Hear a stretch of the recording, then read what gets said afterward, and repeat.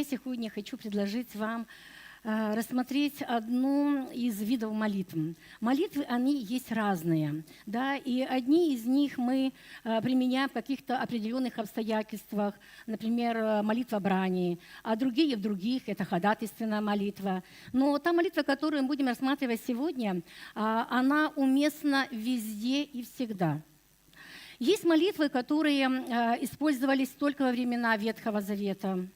Это, допустим, молитвы, которые были направлены непосредственно против человека. Да? И есть молитвы, которые появились только в Новом Завете. Это молитвы на иных языках, молитва во имя Иисуса. Их раньше не было.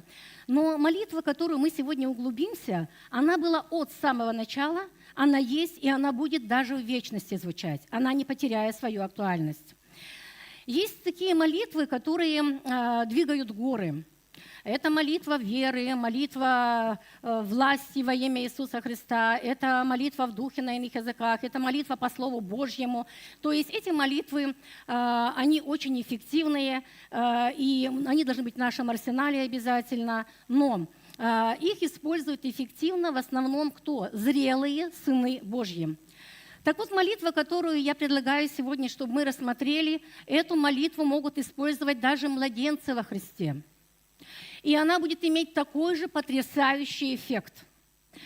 И знаете, чтобы вас еще заинтересовать, я вам скажу об этой молитве. Эта молитва, она является ключом от любой двери. Будь то физическая эта темница или духовная темница находится человек, от любой двери. И эта молитва, она является таким очень сильным духовным оружием против врага. Ну, еще много чего я скажу о ней. Но скажите, вот это вот именно та молитва, о которой мы сегодня будем говорить, и кого-то заинтересовала такая молитва? Кто-то хочет так молиться? Хотите, да? Смотрите, драгоценные, это универсальная молитва. Так и названа сегодняшняя тема «Универсальная молитва на все времена». Потому что эта молитва благодарения и хвалы, драгоценные. Именно благодарение и хвала, они уместны всегда, в любой ситуации, и мы сегодня это рассмотрим. И именно молитва благодарения и хвалы, она была от начала, и она будет звучать в вечности. Мы всегда будем славить Господа. И именно эту молитву может использовать любой человек, любой, даже неверующий. Любой человек, у кого есть уста, он может использовать эту молитву, и она будет работать. Поэтому, смотрите, благодарение вообще и хвала – это основа христианской жизни. Это неотъемлемая часть нашей духовной жизни. И если у нас нет благодарения и хвалы драгоценные, так у нас нет взаимоотношений с Господом. Их нету просто. Но многие, как я выяснила, не все понимают разницу между благодарением, между хвалой. И вообще, зачем это нужно? Ну, там сказал несколько слов, и зачем там долго об этом молиться, как бы, и так далее. Но я думаю, что вы-то в этом вопросе осведомлены, и вы знаете, как молиться одной молитвой и как другой молитвой. А мы сейчас проверим, драгоценные, это очень легко. Я предлагаю вам прямо сейчас, никто ваше не будет заглядывать и послушивать, прямо сейчас на том месте, где вы сидите, пожалуйста, поблагодарите молитву благодарения Господу. Вот несколько секунд. Как вы это обычно делаете?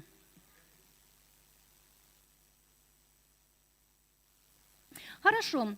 А теперь, драгоценные, вам второе задание. А теперь, как вы обычно воздаете молитву хвалы Господу, каждый также, опять-таки, на том месте, где вы находитесь. Сделайте это для себя, чтобы вы знали. Так, давайте молитву хвалы.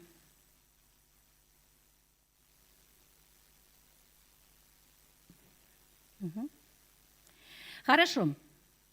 Хорошо, драгоценные. Смотрите, за что мы сейчас разберемся. За что мы благодарим Господа? За что мы благодарим? Мы благодарим Его за то, что Он для нас сделал. То есть, прежде всего, мы благодарим за то, что было сделано на кресте. Да? Что было сделано? Искупление, спасение, освобождение, исцеление, обеспечение. Все, что мы, и на все ответы на молитвы. Мы за это благодарим Бога. И это мы можем делать с вами внутри своего сердца. Мы могли сейчас и губами не шевелить. Вы могли внутри помолиться Богу молитвой благодарения. Могли прошептать тихонько, проговорить для себя. Не надо было кричать на весь зал. Да? То есть каждый как бы мог помолиться. Я думаю, проблем как раз с первой молитвой ни у кого не возникло. Правда же? А вот со второй молитвы я уже увидела, что пошла какая-то заминка. Не все понимали, а что же нужно делать. И я вам хочу сказать, что вы с этим заданием не справились. Сейчас объясню, почему, драгоценные. За что мы славим Бога, за что мы Его хвалим? Мы хвалим Бога прежде всего за то, кто Он есть, как личность, Его сущность, за Его природу, за Его характер. То есть мы хвалим Бога за Его любовь, за милость, за верность, за Его всемогущество. То есть за все эти характеристики мы хвалим Бога. И как мы это делаем? Вот хвала, в отличие от благодарения, это всегда молитва громогласная, это всегда молитва публичная. И поэтому что вы должны были сделать? Хотя бы повернуться друг к другу лицом. И, то есть хвала, она должна иметь свидетелей. Вам нужно было хотя бы повернуться друг к другу. И каждый хвалил Бога за что-то. Или громко сказать. Давайте мы все вместе скажем «Аллилуйя». 3-4. Аллилуйя! Вот, нам можно было поаплодировать, сказать аллилуйя, не надо стесняться. Драгоценные, это то, что мы должны были сделать. Видите, есть как бы разница. Вот мне сейчас, я стою здесь на сцене, мне проще всего воздавать хвалу Богу, да? И заметьте такой момент. Если даже я буду говорить слова благодарения, я скажу: дорогой Господь, спасибо Тебе за это здание чудесное, в которое мы можем собираться. Драгоценное, это будет не благодарность, а хвала. Почему? Я говорю громко, вы слышите, есть свидетели. То есть, видите, вот такая тонкая грань. Вообще у евреев нету слова «благодарить». Мы его читаем в синодальном переводе как «хвалить». И когда я начала изучать эту тему, я обнаружила там 12 слов, которые относятся к хвале. И вполне возможно, и больше. Да? Я нашла 12 слов, которые относятся к хвале. Каждое из них, оно имеет какую-то смысловую нагрузку, оно свои имеет какие-то черты. Мы не будем в это вдаваться, но я хочу вам предложить сегодня одно слово, которое мне показалось самое интересное из этих слов хвалы. И это слово, оно встречается у нас в 102-м псалме. «Благослови, душа моя, Господа, и вся внутренность моя, святое имя Его. Благослови, душа моя, Господа, и не забывай всех благодеяний Его». Так вот это первое слово «благослови». Скажите, пожалуйста, вот как мы, как люди, можем благословить того, кто является источником благословения? Бог же источник благословения. Как нас благословлять, мы знаем. Мы это умеем просить. А вот как Бога вы благословляете? Вот какие есть варианты? Кто мне подскажет? Как мы благословляем Бога? Ну, как-то так, не дружно, не это. Давайте, чтобы время у нас как бы так пошло, давайте я буду тогда отвечать за вас. Как мы благословляем? Вы знаете, это есть в Библии, то есть ничего не надо выдумывать, прям все написано. И мы с вами можем открыть сейчас 106-й Псалом, 1 стих. «Славьте Господа, ибо Он благ, ибо вовек милость Его». Нет, я прошу прощения, не этот стих пока возьмем, а вот тот, который я говорила, 102-й Псалом. Да? 102-й Псалом. Ведь там во второй части, я уже вам дала подсказку, во второй части: «Благослови, душа моя, Господа, и не забывай благодеяний Его». Да? Смотрите, это подсказка драгоценная. То есть мы можем благословить Бога двумя путями. Первый, когда мы не забываем, кто Он, Бог, и то, что Он для нас сделал. Видите, да? Это первый путь, как мы благословляем Бога. Второй путь, как мы благословляем Бога, он написан в Псалме 65, 8 стихе. И там написано: «Благословите народы Бога нашего, провозгласите хвалу Ему». Смотрите, вторая часть. «Провозгласите хвалу». Вот как благословляют народы. То есть мы должны Богу воздавать хвалу, восхищаться им, да? Возвеличивать Его. Вот таким образом мы благословляем. В Новом Завете, драгоценные, нету слова «благодарение», да? Слово «благодарение», оно переводится еще как... вообще как благодарение на греческом? Кто-то помнит, нет? Харис. И это слово уже все точно знаете. Недавно была проповедь. Харис – это благодать. То есть, смотрите, это одно и то же слово «харис», оно переводится как «благодарение», и оно переводится как «благодать». Поэтому, если вы благодарные, живете как благодарные люди, вы живете по благодати Божией. Как легко, как замечательно. Но если вы не благодарные, ну, это не вы, конечно, я просто говорю, если человек не благодарный, он просто себя выводит из-под благодати Божьей. Логично? Логично. Скажите, пожалуйста, вот у нас есть в Библии такое повеление, чтобы мы славили Господа. Есть? Вот то местописание, которое я начинала уже, оно во многих местах, во многих псалмах, вот «Славьте Господа, ибо Он благ, ибо вовек там милость Его», да, значит, это место. Я хочу сказать, что вот именно в повелительном наклонении слова «славьте», да, оно встречается более 20 раз в Библии. И также точно «хвалите», хвалите. Точно так же оно встречается более 20 раз. И в 116-м псалме, вы знаете, что это самый короткий псалом? Да? Там всего 2 стиха в этом псалме. И вот это в 116-м псалме там так и звучит. Да? Вот. Чтобы мы хвалили Господа. Чтобы мы хвалили Господа. Драгоценные, что же нам еще дано, как какое повеление? Смотрите, Псалом 156 стих. «Все дышащее, да, славит Господа». Драгоценные, вы дышите? Дышите, славьте Господа. Вот. И также мы перейдем в Новом Завете, это Евреям 13 глава, 15 стих, я сейчас его зачитаю. Нет, возьмем лучше 1 Фессалоникийца 5:18, этот возьмем стих. «За все благодарите, ибо такова воля Божья о вас». Драгоценные, написано, чтобы мы за все благодарили, да? Чтобы мы были благодарные. За все это значит не за все. Сейчас мы в этом разберемся. Давайте вначале мы с вами посмотрим, какие должны быть у нас сердца, потому что у нас есть образец, у нас есть Иисус Христос, у которого любящее, кроткое, сердце благодарное. И вот мы с вами давайте посмотрим, за что же благодарил Иисус своего Отца. Да? Возьмем как пример. И вы знаете, всего в Библии 4 места описано, когда Иисус благодарил. И первое место мы встречаем с вами, это Евангелие от Матфея, 15 глава, 36 и 37 стих.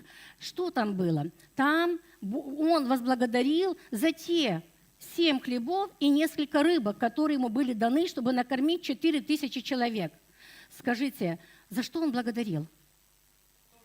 За то малое, что у него было. Он не благодарил за то, чего не было. Он благодарил за то, потому что иметь что-то – это лучше, чем не иметь ничто. Значит, мы можем по образцу за что благодарить? Да за все драгоценное, что мы имеем. Ведь мы что-то имеем. Если наш взгляд смотрит на то, что мы имеем, значит, мы всегда можем благодарить.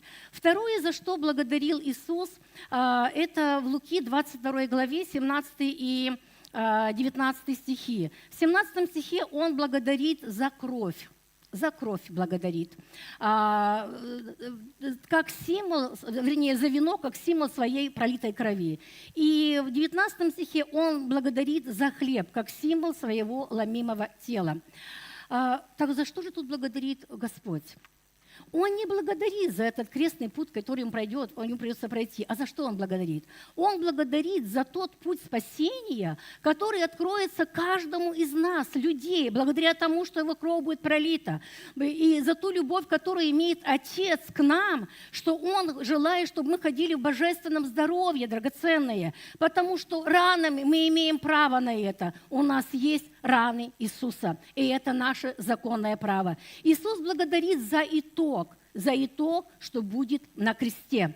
То есть Он смотрит вперед, и за это... Вообще, по нашим человеческим меркам, благодарить за это вообще это немыслимо. Мы за что привыкли благодарить? Мы благодарим за то, что нам сделали хорошие, или нашим родным, нашим близким. Но вот благодарить за то, что мы столкнулись с какими-то трудностями, с какими-то душевными переживаниями, с какими-то физическими какими-то страданиями. Но это в итоге принесет благо другим, мы как бы не совсем готовы, может быть. Хотя, вы знаете, есть достаточно примеров.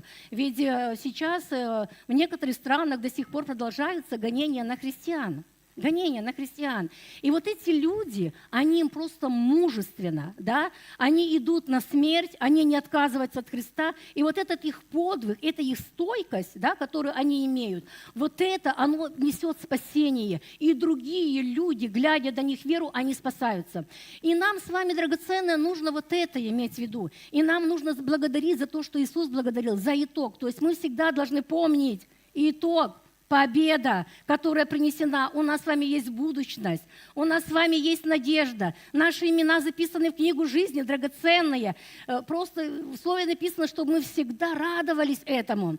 Поэтому вы не можете не радоваться. Просто смотрите вперед, через призму вечности. Наши имена в книге жизни. Вот за это благодарим. И за что четвертое благодарил Иисус? Это мы читаем Иоанна, 11 глава, 41 стих. Там описана история, когда умер Лазарь, и вот уже он там, и запахи пошли, уже прошло столько времени, и вот Иисус пришел, чтобы его воскресить. Но об этом знает только Он. И Он, прежде всего, Он благодарит Отца, что Он его услышал, и что Он его всегда слышит.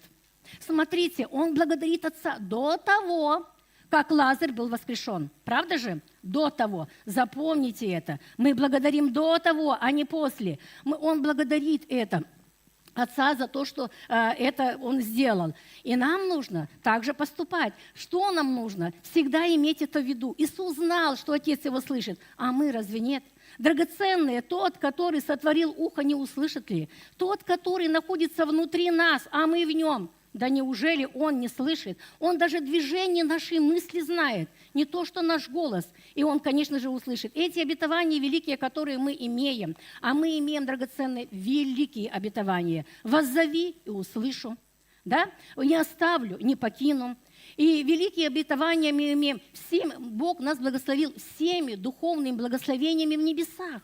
Всеми духовные благословения. И все обетования написаны в Слове Божьем. Они да и аминь во Христе Иисусе. Драгоценные, поэтому мы точно так же, как Иисус, можем быть благодарны за это. Можем быть благодарны. Смотрите, я дошла и говорила вам, что мы должны благодарить Бога во всех обстоятельствах, да? Во всех. Но здесь есть момент за то, что сделал Бог.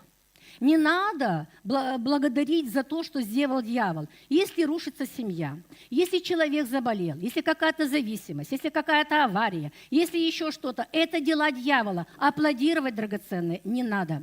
Ну вот, благодарить Бога и благословлять нужно в любой ситуации. О чем идет речь?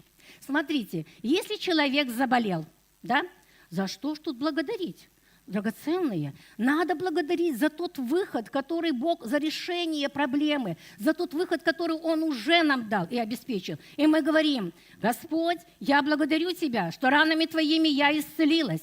Дорогой Господь, я благодарю Тебя, что Ты взял мои немощи и понес мои болезни. Я благодарю Тебя, Господь, что Ты послал Слово и исцелил, избавил от могилы, что Ты простил все грехи, беззакония. Я благодарю Тебя, Господь, за это, да?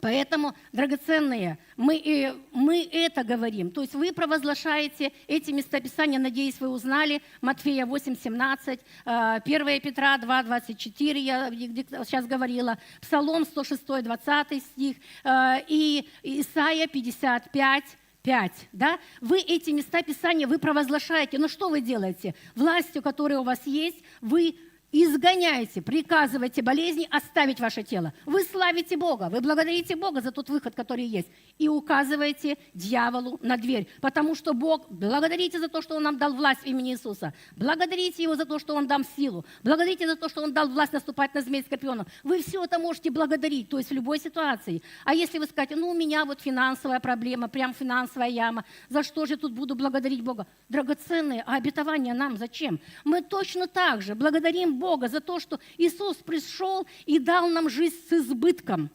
С избытком, понимаете? За то, что я только что диктовала, за то, что Он дал всем, мы благословены всеми благословением духовным в небесах. За то, что да, мы говорим то, что у нас, за то, что Иисус обнищал, да, и мы Его нищетою стали богаты, Ефесянам 1:3.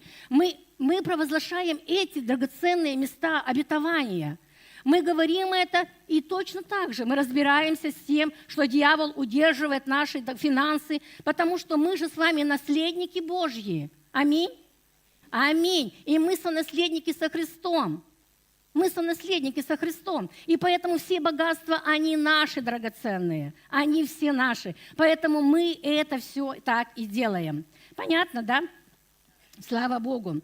Слава Богу.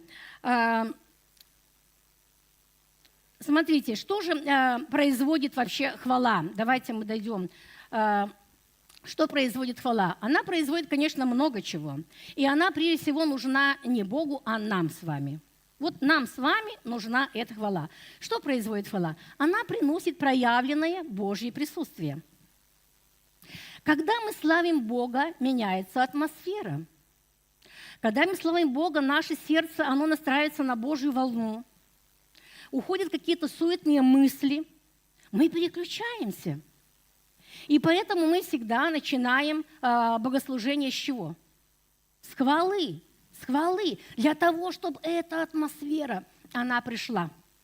И, драгоценные, те, которые из вас опаздывают, я надеюсь, что сегодня никто не опоздал, и в будущем не будут опаздывать теперь. Значит, но те, люди, которые опаздывают, они себя обкрадывают. Понимаете? Они потом не могут войти в этот поток. Они потому что еще мысли летают, и он крутится и вертится, и он пока еще никак, а уже слово, оно идет. Оно идет. Это послание, которое он должен был услышать, как откровение, оно пролетело мимо. Поэтому не обкрадывайте сами себя, не обкрадывайте. Есть такой псалом, 21, 4 стих. «Ты, святый, живешь среди славословия Израиля». Смотрите, где живет Бог?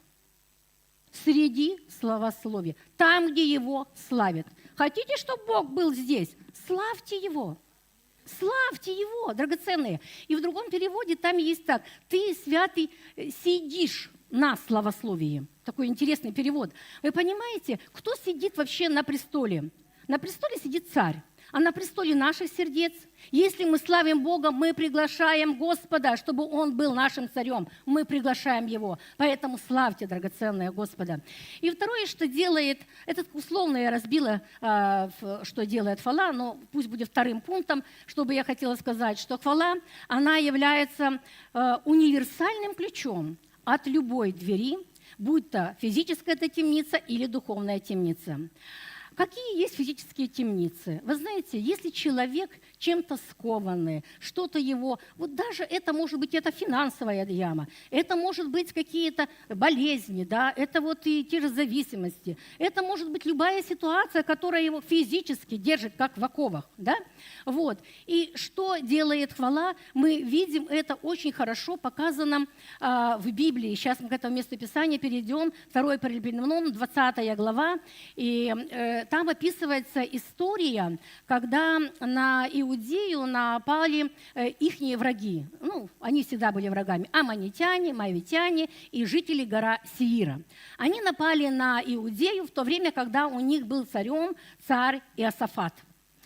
И вот, конечно, там было полчище этих врагов, и маленькая Иудея, они не могли физически справиться с ними, естественно. И есть молитва, которую помолился царь Иосафат. И эта молитва, вы знаете, и проповеди есть отдельно, даже есть отдельная книга «Молитва царя Иосафата». Там коротенько, ради интереса почитайте, потому что она классная молитва. Там связь с заветом, там очень хорошая молитва. Но я, вы знаете, увидела другой момент в этой молитве. Я увидела, даже не молитве, а я увидела, мне кажется, самая основная суть и соль именно в 19 и 21 стихе. Вот этой 2 Паралипоменон 20 главы. Что же там звучит? Давайте я вам зачитаю, я себе вроде бы оставила это место Писания. Давайте зачитаем. 19. Ну, даже в 18 стихе мы пишем, что они, знаете что, они просто начали поклоняться Богу. Они все пали ниц на свои лица. Весь народ упал на лицо. И вот 19 стих. «И встали левиты из сынов Каафовых, из сынов Кореевых хвалить Господа, Бога Израилева, голосом весьма громким». И смотрите, они начали хвалить, да? И 21 стих. «И совещался он», это то есть царь, с народом, и поставил певцов Господу, чтобы они, благолепие и святыни, выступили впереди вооруженных, славословили и говорили: «Славьте Господа, ибо вовек милость Его». Смотрите, драгоценные, идет полчище, идет там тьма, а они ставят певцов впереди, они вооруженных. Вот певцы идут и говорят: «Славьте Господа, ибо Он благ». И в этот раз это было решение, вот здесь написано, именно царя и народа. Мы знаем, что здесь в Библии описаны такие войны, когда войну вел конкретно Бог. И Он конкретно говорил, кому как выступать, кто как пойдет, что сделает. И часто Он говорит, что впереди пойдет колено Иуды. Иуды, вы знаете, в переводе Иуда – хвала. Хвала, то есть впереди идет хвала. Но в данном случае это было решение народа и царя. Бог им это не говорил. Они это сделали. И вот на эту ихнюю веру, на эту ихнюю хвалу пришел ответ от Господа.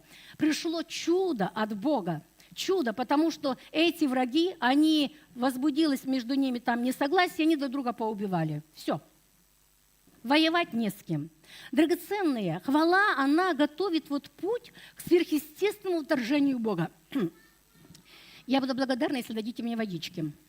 Спасибо. Вот. И поэтому путь к сверхъестественному вторжению Бога готовит именно хвала. Это нам, конечно же, нужно хорошенечко помнить. Вы знаете, я хочу вам сказать из собственного опыта такого. Когда какая-то такая очень трудная ситуация в моей жизни. Спасибо.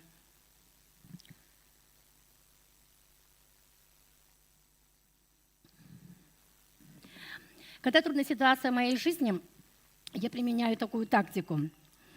Я начинаю славить Бога, и одновременно я делаю пророческое действие. Я вообще люблю пророческие действия. Я пишу проблему на листке вот в таком формате А4, становлюсь на нее ногами своими, включаю какую-то победоносную музыку, или вот мне нравится «Иисус Победитель», песню. Я пою эту песню, и я топаю просто ногами на этой проблеме. Я доверяю Богу. Вы знаете, Бог никогда не подвел. И я что вам хочу сказать, драгоценное, когда у вас какие-то вот трудные такие обстоятельства в жизни, и вы уже столько молитесь, уже все промолили, духовная брань была, уже все подключились, вся церковь, и затем из того города, из того уже все с вами промолились, а результата нету, все стоит на месте. Так у меня к вам такой, вот, понимаете, совет просто. Так, может быть, надо поменять тактику.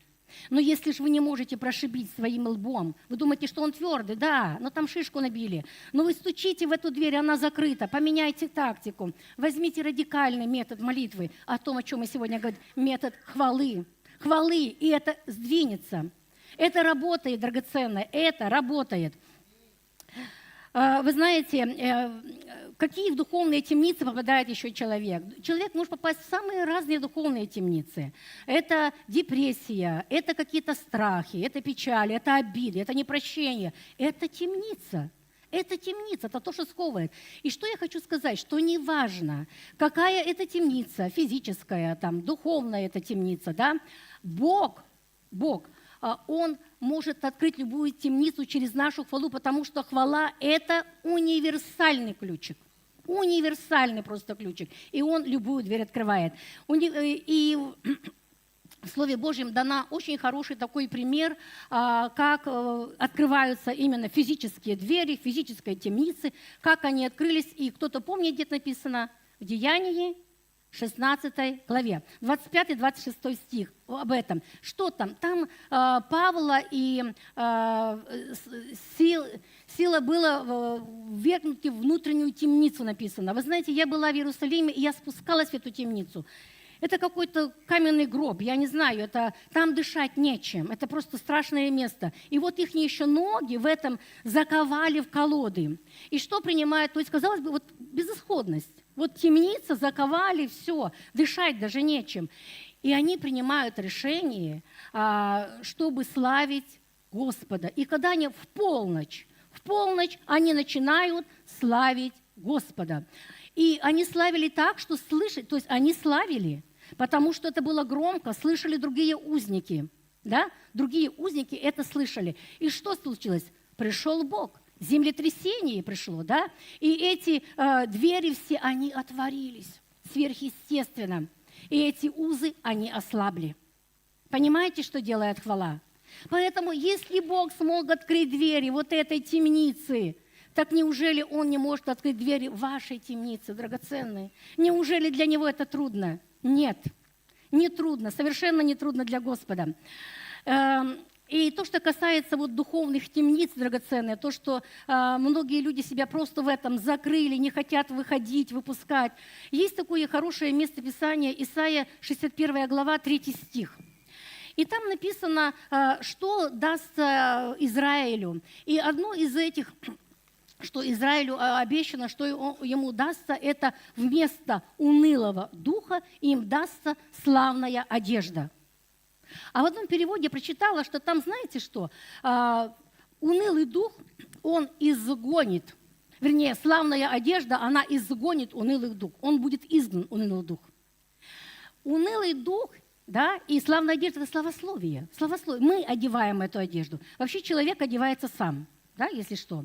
То есть одежду одеваем мы, славную, одежду славословия одеваем мы. И вот если у нас есть это, если мы славим Господа, тогда не может этот унылый дух сосуществовать. И поэтому, если вы не хотите, драгоценные, чтобы вам приходил дьявол с его мрачными мыслями, да, славьте Господа. И атмосфера изменится. Вообще всегда нужно славить, какая бы ни была ситуация. Если конфликты, ведь часто бывают у людей конфликты на работе, там, дома, да даже в церкви бывают конфликты, какие-то недопонимания, драгоценный выход. Славьте Господа, благодарите за то, что вы имеете. И даже если это духовная атака, опять-таки в Библии есть конкретный пример, когда дух злой, он сходил на Саула, и когда Давид играл, он уходил. Это в Первом Царстве описано. Да? Понятно, да? Драгоценные, что делает следующая хвала? Хвала, она укрепляет нашу веру. Мы все прекрасно знаем место Писания, Римлянам 10 глава, 17 стих, когда вера от слышания, а слышание от Слова Божьего. Но нам есть еще подсказка. У нас есть Колоссянам 2 глава, 7 стих. Пожалуйста, выведите его. Я так быстро уже ускоряюсь. Можно немножко поменьше. Я, по-моему, догнала время, которое нужно было мне. Значит, и вот в Колоссянах здесь написано, что через благодарение драгоценное наша вера, она преуспевает. Она укрепляется и преуспевает через благодарение. Представляете? Вот. Слава нашему Господу. Смотрите, есть те, которые привыкли больше не благодарить, а просить у Бога что-то. И если человек больше такой просящий, вот приходит и просит что-то, и просит у Бога, получается, что он постоянно чем-то недовольный же. Ему же постоянно, получается, что-то не хватает для полного счастья. Бог ему одно дал, в следующий раз приходит, другое просит. Бог ему дал что-то, он третье просит. То есть такой человек постоянно что-то просит. Он постоянно недовольный. А вот быть нам с вами благодарными больше или больше просящими, конечно же, мы можем с вами решить. Да? И в 1 Тимофея 6,6 написано, что великое приобретение – быть благочестивым и довольным. Довольным быть, драгоценные. И апостол Павел также уделяет этому вопросу внимание. И в 4 Филиппийцах, 11-12 главе он об этом пишет, как он научился быть довольным всем. Давайте мы тоже зачитаем хотя бы 12 там стих Филиппийцам. Он пишет в 11, что я научился быть довольным тем, что у меня есть. 12 стих. «Умею жить и в скудости, умею жить и в изобилии. Научился всему и во всем. Насыщаться и терпеть голод, быть в обилии и в недостатке». Так что же скажете, что же нам теперь? Уже прям вообще ничего не просить у Бога? Нет, драгоценный, я такого не говорю, потому что в Слове Божьем написано: просите, дано будет, возложите заботы на меня. И мы какие-то свои молитвенные нужды, пока мы на земле, мы приносим пред Богом. Но как их нужно приносить? Вопрос как? Знаете, здесь немножечко выше, в 6 стихе этой же главы написано, что... Откройте также 6 главу, пожалуйста, чтобы не заботьтесь ни о чем, но всегда в молитве, прошении, в молитве и прошении с благодарением приносите свои желания пред Богом. С благодарением. Понимаете, прежде чем мы начнем просить, поблагодарите, драгоценные. Поблагодарите за то, что вы уже имеете, за те ответы, которые вы уже получили. Не несите сразу к престолу благодати и милости со своей просьбой, челобитной своей. Начните благодарить. Очень хороший пример такой есть, когда евреи выходили из египетского рабства, и когда они перешли через Черное море, и там Мариам, пророчица, и другие женщины, они с тимпанами там начали играть, веселиться и праздновать то, что они перешли через море. И кто-то, не зная, кому принадлежат слова эти, но они совершенно верные. Он говорит: хорошая песня, но не на том берегу. Вот если бы эта же Мариам и эти же женщины, они вот устроили эти пляски, эти игры на том берегу, когда за их спиной была египетская вооруженная армия, а впереди непроходимое море. Вот это была бы истинная хвала Богу. Понятно? До того как. И знаете, что легче? Просить у Бога о какой-то своей нужде или же благодарить Бога за то, что Он эту нужду восполнил? Это спросил один учитель учеников. И один из мальчиков подумал и сказал, что просить легче, чем благодарить. И объяснил это библейским примером. Он сказал: вот пришли 10 прокаженных, и они попросили о том, чтобы Бог их исцелил. И только один из них вернулся, чтобы поблагодарить. Поэтому просить легче. И учителю понравился этот ответ, но он продолжил. Вопрос не в том, что трудно просить. Вернее, не трудно благодарить. Благодарить как раз не трудно, но просто у людей неблагодарные сердца. Драгоценное, благодарное сердце, оно исполнено Духом Святым. Исполнено Духом Святым. Я не говорю о рождении свыше. Я говорю о том, что мы должны исполняться Духом Святым, и это есть воля Божья. Ефесянам 5 главе 17 стихом так и написано, чтобы мы познавали волю Божью. А в 18 написано в стихе, чтобы мы не упивались вином, но исполнялись Духом Святым. Поэтому, если мы не исполняемся Духом Святым, мы не исполняем волю Божью. Так же точно, как мы с вами говорили, 1 Фессалоникийцам 5:18, что за все там благодарите, да? И если мы не благодарим, мы опять-таки, ибо такова воля Божья, мы не в воле Божьей. То есть благодарить, славить Божье – это Божья воля, и мы должны это обязательно делать. Хвала является мощным духовным оружием. И Бог нам дал оружие, и Он показал возможности этого оружия, и Он показал, как это оружие действует. Да? Мы это видим конкретно на определенных примерах, что Бог это все нам сделал. Смотрите, драгоценные, мы с вами, когда мы хвалим Бога, да, мы не просим о победе. Мы эту победу торжествуем. Мы уже отмечаем эту победу. Мы уже ее празднуем, эту победу. Понимаете? Когда мы хвалим, мы входим в эту победу, и мы празднуем эту победу. И поэтому мы с вами должны смотреть вот на конец, на победный конец всегда. То есть убрать фокус с проблемы и смотреть на решение проблемы. Убрать фокус, это не преступно какой-то стены наш, да, с какой-то вот двери закрытой, а перевести фокус на всемогущего Бога, на любящего Бога, который имеет к нам всегда благость. И 2 Коринфянам 2:14 написано, что благодарение Богу, который дает нам всегда торжествовать во Христе Иисусе. Слушайте, какое чудесное обетование. Бог нам дает торжество это в любой ситуации. Мы можем торжествовать. Поэтому, драгоценные, мы принимаем решение. Смотрите, вот если вот кто-то сегодня вам пришел и сказал, знаешь, у меня есть тебе пророческое слово. Вот я прям явно видела вот такую картинку и рассказываю вам ситуацию. И в этой ситуации вы выходите победителем, какое-то сражение. И раз на следующий день у вас один в один такая ситуация происходит. И вы вспоминаете то, что вам говорила сестра, слово знания пусть будет, да? Вот. И вы понимаете, что вы же победили, вот вы же это. Как вы будете себя вести? Дерзновенно, смело, как победитель. Драгоценно, почему мы не смотрим Слово Божье, что написано? Что мы всегда торжествуем, мы всегда в нем победители. И мы смотрим в конец. Мы дети Божьи, и у нас все это дано. Поэтому нам нужно вот так себя вести. Всегда смотреть на победный конец. Угу. Хвала, она мощная такая сила, которая доступна, драгоценная, всем, как я сказала, да? Всем. И давайте мы откроем Псалом 8, 3 стих. «Из уст младенцев и грудных детей ты устроил хвалу ради врагов твоих, дабы сделать безмолвным врага и мстителя». Смотрите, драгоценные, что делает хвала? Что делает хвала?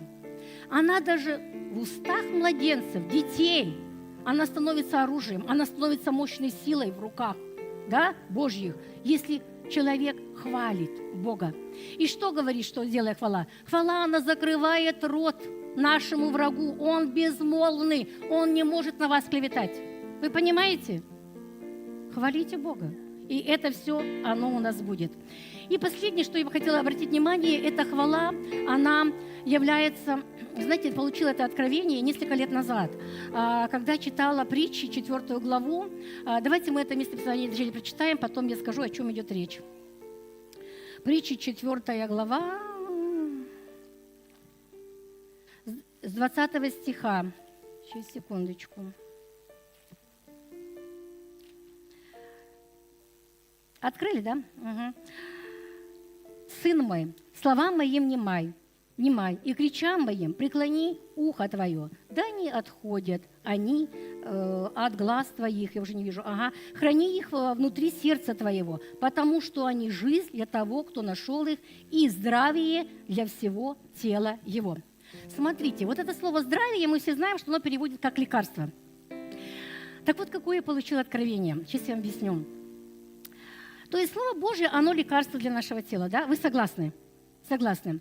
Так вот, я как врач вам объясняю. Смотрите, есть разные методы лечения различных заболеваний. И одно заболевание, говорят врачи, вам придется пожизненно пить, вот там, допустим, 2 таблетки утром и вечером пожизненно. Другое какое-то заболевание говорит, вам придется пропить курс лечения. Пьете вы по 1 таблетке 3 раза в день в течение 10 дней. Третье заболевание говорит, вам нужно вначале начать с ударной дозы. Ударной дозы. То есть вы пьете не 1 таблетку, а первый день пьете по 2 таблетки. Так вот, хвала – это и есть ударная доза, драгоценное лекарство для всего нашего тела. Хотите, чтобы это остановилось что-то? Начинайте с хвалы. Это ударная просто доза во всем. Это работает. Вот говорит человек, что работает. И я вам подтвержу, что это работает. Драгоценные ученые... Здесь еще раз. Ученые проводили такое исследование. И они уже подтвердили то, что люди, которые молятся, у них крепче иммунная система. Они меньше болеют. И особенно сердечно-сосудистая система меньше страдает. И что интересно, что только при 2 видах молитвы максимально улучшается, головной мозг переходит на максимальный уровень работы. Одна из этих молитв – это молитва хвалы и благодарения, а вторая – это молитва на иных языках. Просто возьмите себе на заметочку. Аллилуйя! Драгоценные, Еще такой момент я пропустила, хочу сейчас вспомнила вам сказать, что некоторые люди говорят, ну что это, вот эта молитва, ну я вроде бы благодарный человек, я каждый день Бога благодарю за то, что вот проснулся, за то, что вот за пищу благодарю. Но что-то я не вижу вот этих результатов, о которых там вы рассказываете, о которых написаны целые книги. Такое может быть? Может быть. Может быть. Почему, драгоценные? Да потому что молитва – это не механическая должна быть. Это не должно быть такие заученные, заезженные какие-то формальные фразы. Вот там поблагодарил, сказал. Молитва, она идет из глубины сердца, она идет из благодарного сердца. И тогда это молитва, тогда это работает. Совсем недавно у нас в нашем чате было видео, и отправили его 2 разные сестрички, там с каком-то через день, наверное. И это видео было о девушке. Девушка верующая, которая давала интервью. Наверное, многие видели это, а кто не видел, я просто скажу. И девушка, она сияла. Она говорила, я так благодарна, что вот я проснулась. Я проснулась, ей этот день подарок от Бога. И она рада этому. И знаете, это была благодарность, которая виделась во всем. Мне кажется, каждая ее клеточка посылала этот импульс благодарность своему отцу за вот эту любовь, которую он к ней имеет. А ведь она такое прошла в жизни. И вот этот вот глаза сияют. Вот эту молитву Бог услышит. Он ответит. Вот эту хвалу. Понимаете, молитва, она всегда чего-то должна стоить, драгоценная. Она жертва, да? Она как жертва. Мы с вами, да, и вот этот момент я хотела еще пропустить. Ага. Значит, как часто и как долго мы с вами должны молиться? Как часто и как долго мы с вами должны молиться? Вы знаете, непрестанно написано вечно. Дабы ускорить, я просто здесь читаю пару псалмов. Давайте мы их зачитаем. Псалом 29:13, хотя он во многих такие места повторяется. «Да славит Тебя душа моя, и да не умолкает, Господи Боже мой, буду славить Тебя вечно». Псалом 33:2. «Благословлю Господа во всякое время. Хвала Ему непрестанно в устах моих». Запомни слово «в устах». Евреям 13:15 читаем. «Итак, будем через Него непрестанно приносить Богу жертву хвалы, то есть плод уст, прославляющих имя Его». Смотрите, и там указаны места, уста. То есть хвала, она связана с нашими устами, с языком. С языком. Вообще язык, драгоценный, нам дан прежде всего для того, чтобы мы славили Бога. И если наш язык не славит Бога, не приносит Ему славу, тогда он неправильно используется, этот язык. Понимаете? Поэтому нашим языком. И я бы хотела, чтобы мы обратили еще внимание на Псалом 49, 23 стих. «Кто приносит жертву хвалы, тот чтит меня». Смотрите, опять слово «жертва». То есть хвала, молитва, благодарение, хвалы, она должна вам чего-то стоить. Вот вы сегодня пришли сюда. Вы знаете, я очень благодарна каждому из вас, что вы пришли, потому что на улице, не самая лучшая была погода. И я думала, народу будет явно меньше. Обычно это вот утренняя молитва, приходят люди в воскресенье, и им это мало что стоит того, что они тут славят Бога.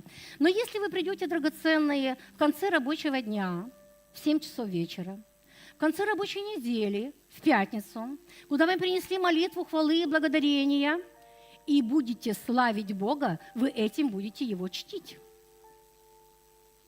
Поэтому, драгоценные, покажите эту жертву. Пожертвуйте чем-то. Пожертвуйте. Жертва, она чего-то должна стоить. Вы понимаете, жертва, она много стоила Ионе. Вот последнее место Писания. Иона. Да, Иона. Вы помните, те, кто новообращенные, возможно, не знаете, которые с Господом знаете эту историю, буквально кратко. Иона за свое непослушание, он решил, что Бог слишком добрый и хочет спасти Ниневию, которая была вообще отвратительно, вела образ жизни. И он решил, что не будет благовествовать им, не будет предупреждать их, не благовествовать, а предупреждать их о грядущем суде. И Бог его наказал. И вот Иона находится внутри кита. Внутри. Вот представьте себе, 3 дня и 3 ночи. Что можно там уже думать этому Ионе? Тьма кромешная. Это не та ситуация, в которой мы с вами находимся, даже если она тяжеленькая. Это вообще безвыходность. Вот это вот тьма, мрак, там что-то липкое, там что-то где-то вонючее, дышать нечем, там что-то переваривает, уже тебя трогает. И ты находишься в этом состоянии. И он там сидит. И он там упорно сидит. И вот только он начинает во 2 главе, 2 стих, он принимает решение молиться Богу. Когда его душа уже совсем изныла, она уже вся упадок упала, и он там из праха себя поднимает и принимает решение: да, я буду молиться Богу. И знаете, он начинает молиться. Это с 3 по 9 стих, то есть 7 стихов, и он нам молится. Он молится Богу, и ничего не происходит. А в 10 стихе, драгоценные, вы видите Иона 2:10, я уже не буду сейчас открывать это, он говорит, что я гласом хвалы принесу тебе жертву, гласом хвалы. Он там начал хвалить Бога. И что произошло? Бог пришел. И этот кит выбросил его на море. Понимаете? Изрыгнул его. Вот что делает хвала, драгоценные. Понимаете, нету ни одного чуда, которое бы мы не могли достичь именно через хвалу. Ну и все, делаем такой вывод, кратенький уже вывод. Я в свое время вкладываюсь, аллилуйя. Значит, мы делаем такой кратенький вывод. Что же делает хвала? Хвала, она приносит проявленное Божье присутствие. Аминь? Аминь. Хвала – это универсальный ключ от любой темницы. Неважно, драгоценные, по какой причине вы попали. Это была ваша гордыня, глупость, атака какая-то дьявольская. Ключ универсальный. Любую дверь открывает. Что делает еще хвала? Хвала – это духовное оружие, мощнейшее против любого врага. Хвала – это, вы знаете, это сила Божьих людей. И как мы должны приносить эту хвалу? Мы должны ее приносить с благодарного сердца, непрестанно. Да? Мы должны благодарить с любовью, с восхищением Богом нашим всемогущим. Мы должны это делать от чистого сердца. Драгоценные, и я хочу просто вас призвать к тому, чтобы на этой предстоящей неделе, те из вас, которые, как-то к этой молитве почти не обращали взор, то есть незаслуженно ее забыли, вернитесь к ней. А те, которые хоть надо возгореть, что-то решить проблему, усильтесь, все усильтесь, просто как никогда раньше. Начните славить Бога, начните Его благодарить. Я честно вам скажу, вот честно, я много чего вам не сказала, потому что времени мало. Я давно почти ничего не прошу Бога, это 10%, что прошу. Я больше Его благодарю. Благодарю Бога. И поэтому, драгоценные, начните Его благодарить, и Он вам все даст. И на следующий раз будете свидетельствовать, как ваши ситуации поменялись. Благословенного дня!